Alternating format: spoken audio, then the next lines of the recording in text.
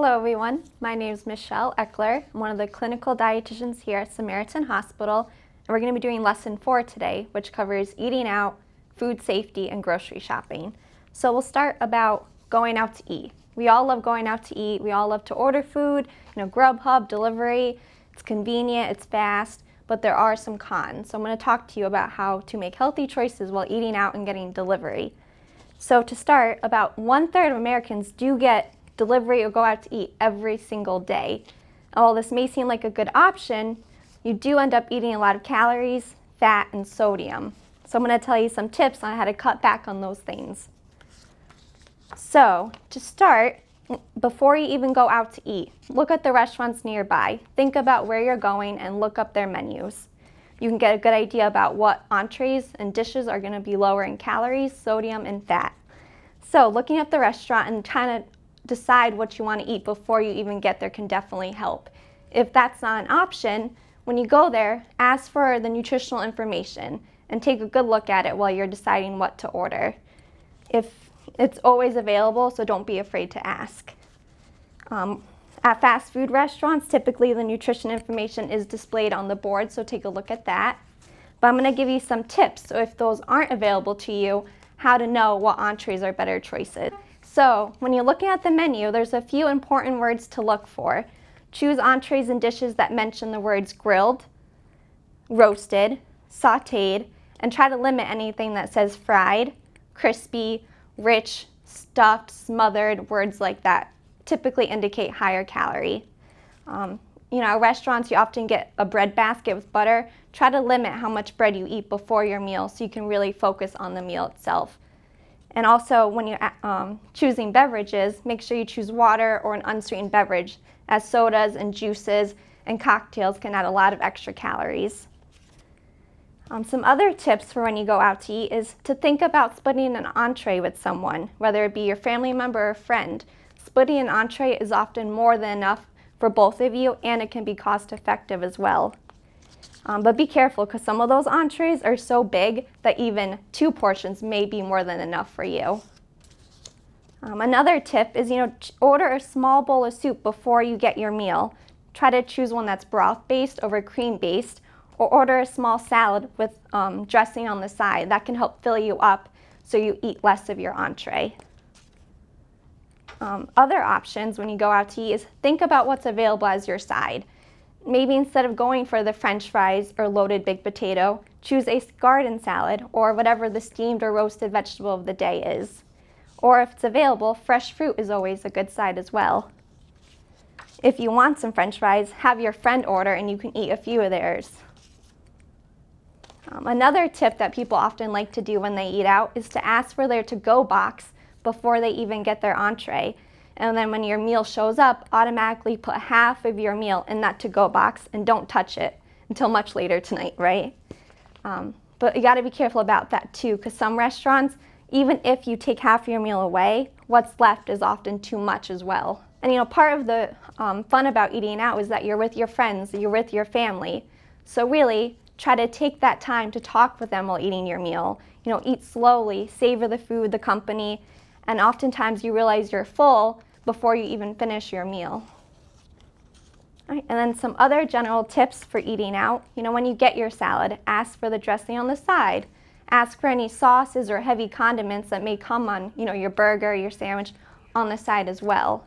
Look for anything grilled. For example, if a crispy chicken salad's available, ask for grilled chicken instead. Look for anything that says light fare or like a fit and trim menu. Those usually are lower calorie, lower fat entrees. And like I said before, really trying to limit those liquid calories. And drinking water throughout your meal too.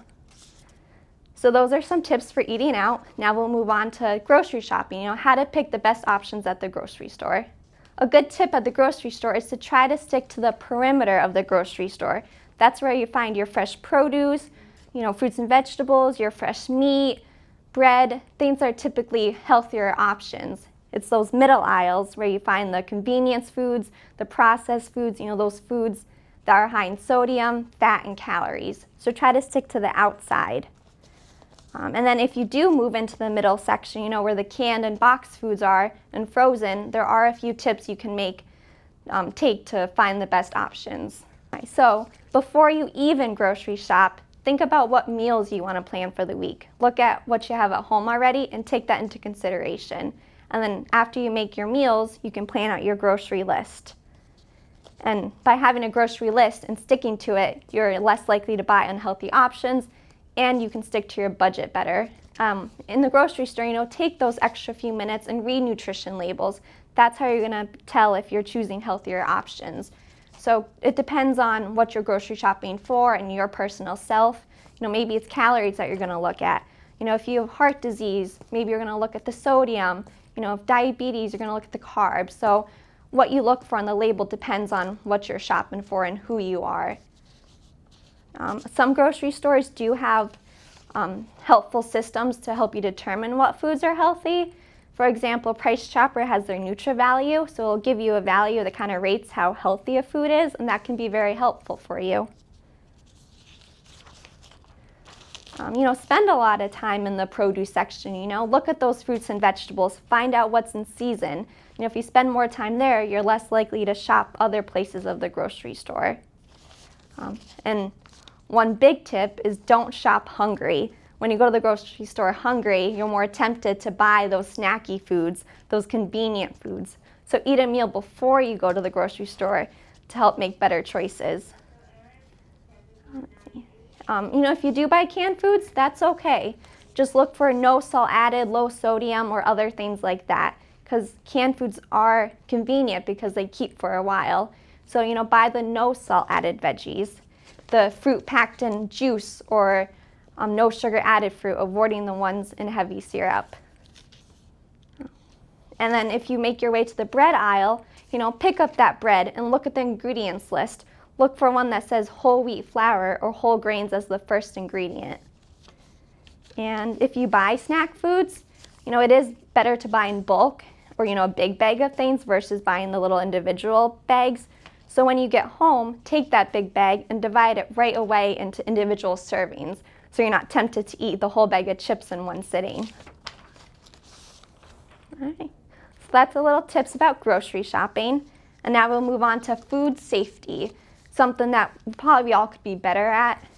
So at home, you got to take extra precaution to prevent foodborne illnesses, especially when you're working with meats and seafood and raw foods. So one of the most important things when cooking at home is to make sure you wash your hands often with hot and soapy water for at least 20 seconds before you start cooking, during cooking, especially if you're working with raw foods, and then after you get all done. Another tip is using separate cutting boards when preparing foods, especially if you're working with raw foods like raw, beef, chicken. You'll want to separate that from your fresh foods like your fruits and vegetables. So using separate cutting boards and separate knives will help to decrease your chance of foodborne illness. People sometimes will wash their raw meat. This is not recommended because when you wash those foods, you're increasing the risk of that bacteria from that raw food, like chicken, getting on your countertops, in your sink, and on other foods. So it's not recommended to wash your food, raw meat and poultry before cooking it. Another big area where people run into trouble is thawing food. So, you forgot to take the chicken out of the freezer and it's dinner time. How can you safely thaw that chicken? It is not ideal or recommended to leave it on the counter to thaw. So if you need to thaw food, you can either thaw in the refrigerator if you have enough time. You can thaw it under cold running water, or you can put it in the microwave and thaw it that way as long as you cook it right after. Marinating food. If you want to marinate some chicken or steak the night before you eat it, definitely marinate it in the refrigerator. Do not leave it out on the counter. And then if you do think about using that marinade to put on top at the end after you cook your food, make sure you cook it and bring it to a boil to kill any bacteria. All right, and so now, talking about leaving food out. So say, you made a nice dinner, you're eating your dinner, you're enjoying it, and you realize you left the food on the counter. How long can food safely stay out? 2 hours. If it's hot outside, if you're outside like a picnic and it's above, say, 90 degrees, 1 hour is definitely the maximum of time. Let's see. And then some other basic food safety tips that I will go over with you guys. So, you realize you cooked chicken 5 days ago and you have some chicken left in the fridge. You think about eating it, so you taste it. Is that a good idea? Probably not. Because a lot of foodborne illnesses don't have smells, they don't have taste. So that chicken may have tasted good, but you might find out a few hours later that it wasn't so good. So it's not recommended to taste your food to find out if it's still safe. Go by time. How many days have you had it? If you're questioning it, when in doubt, throw it out is a good rule to go by. And then, another food safety tip, say you cooking some hamburgers for dinner. You have your raw hamburgers on a plate, you put them on the grill, you cook them, and then you use that same plate to put the hamburgers back on. Not a good idea.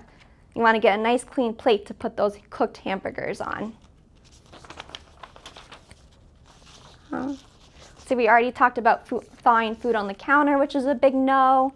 Other tips, talked about washing the meat or poultry, which is not recommended before cooking. So a lot of people, they just say they cooked a soup or they cooked a nice chicken dish. They don't want to put it away right away because they think it's going to be too hot to put in the fridge. But actually, most fridges can handle that. So as soon as you cook something, put it away. You don't have to let it cool on the counter. All right, and then one that maybe we don't do very often is that sponge that you use to wipe down the counter, clean the dishes with. We use that all the time, and bacteria is building up on it. Do we ever sanitize or clean the sponge? Probably not very often. It is recommended to do that every other day or get a new sponge every week. So I'm going to show you guys how you should organize your fridge with this picture here. So we got our freezer up here, our refrigerator section down here. So, most fridges have drawers for your fruit and vegetables. You can adjust the temperature to keep them nice and crisp. So it is a good idea to put your fruit and vegetables in their drawers. And then above that is where you want your raw foods to go. So your fresh meat, your chicken, your beef, anything like that. Make sure it's nicely wrapped so it's not, leaking anywhere. Your fresh eggs can also go on the bottom. And then above that in the refrigerator is where you can put your dairy. Milk, yogurt, cheese, things like that. Beverages, orange juice, soda, juice, those things can go on that side as well. Anything cooked can go up on these upper aisles because it's not raw anymore. And then your freezer, depending on how it's set up, if you have 2 levels, you do want to put your, frozen meat. So say you froze some chicken or you froze some steak. If it's uncooked, you want to wrap it up, label with what date you froze it, and put it on the bottomest area of your freezer. And then on the top, you can put anything like your frozen veggies, your frozen fruit, anything you cooked and froze. If you froze a loaf of bread, you can put it up there. Your ice cream can go up there as well. So this is just a good idea. Condiments can go in the side doors. It's not recommended to keep your milk there because it is a pretty warm part of the fridge. You do want to make sure your refrigerator is running somewhere between 34 and 40 degrees. If it's warmer than that, you are putting your foods at risk for spoilage. So trying to keep that fridge less than 40. Freezer obviously has to be less than 32. So this is a good setup for your refrigerator. So when we talk about how long food can keep in the fridge, if it's something you... Sorry, can you start one more time? I just want to... Yeah, that's okay. So when we talk about how long you can keep foods in the fridge, leftovers, something you cooked, usually keep about 3 to 5 days. After that, you'll definitely want to throw it away. Fresh meat, definitely pay attention to that date on the package. For example, your fresh chicken and beef usually has a date on it, and that's the date that you need to either cook it up by or stick it in the freezer. Eggs, pay attention to the date on the carton. Milk and dairy, they have a sell-by date. You can typically, drink milk 1 to 2 days after that sell-by date, but I wouldn't recommend going any further than that. And those fruits and vegetables, when they start to not look so good, that's a good idea to throw them in the trash. So that's just an idea of how long you can keep certain foods in your refrigerator for. And when we talk about the freezer, these foods typically can keep for a while, and I'm talking months. But after a while, you do start to lose quality. That chicken gets all freezer burned, and when you thaw, it might not taste as good. So it's all about quality, but typically frozen foods can keep for months. So to review, some basic tips when eating out is look up the menu beforehand. Look compare the calories, saturated fat, sodium to try to get a good idea of what is a healthier entree to order. When you go grocery shopping, plan your meals and make a list beforehand. Take a look at the outer aisles of the grocery store, where you find the fresh produce, your fresh meats, your bread products. Those are going to be your healthiest choices. If you do find yourself in those middle aisles, look for things that are no salt added, or healthier options, for example, fruit packed in juice, not heavy syrup. Try to limit those snacky foods as well. And then finally, food safety at home. Always wash your hands with hot soapy water for 20 seconds. Use separate knives and cutting boards when preparing raw and fresh foods. Cooking your foods to the proper temperatures. And then food safety, we also talk about storing your foods in the fridge, the correct and proper places to store foods to eliminate or decrease your risk of foodborne illness, and how long you can properly keep those foods in the fridge. So now you can try to test your knowledge with our quiz.